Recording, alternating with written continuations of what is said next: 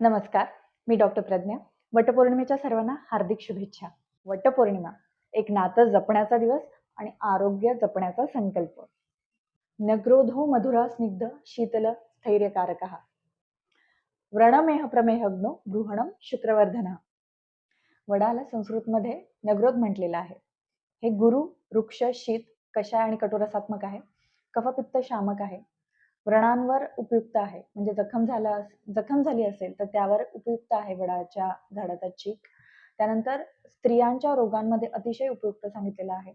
गर्भस्थापनेस वडाच्या झाडाचा अतिशय उपयुक्त. प्रमेह मूत्रविकारनाशक सांगितलेलं आहे वडाचं झाड. त्यानंतर प्रजनन शक्ती वाढवणारं आहे. बृहण करणारं म्हणजे पोषण करणारं आहे.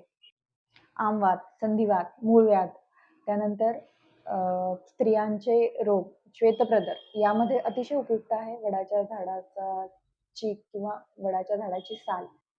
विसर्प, दाह, हेअर प्रॉब्लेम्स यामध्ये पण वडाच्या झाडाचा खूप चांगला उपयोग. वडाच्या झाडाचा चीक, वडाची पानं, साल, मुळं, पारंब्या या सगळ्याचाच औषधी उपयोग खूप चांगल्या प्रकारे होतो. वटपौर्णिमेला केवळ वड पूजणे हा श्रद्धेचा भाग नसून आयुर्वेदानुसारही स्त्री आरोग्य, प्रजनन क्षमता आणि दीर्घायुष्याचं प्रतीक आहे.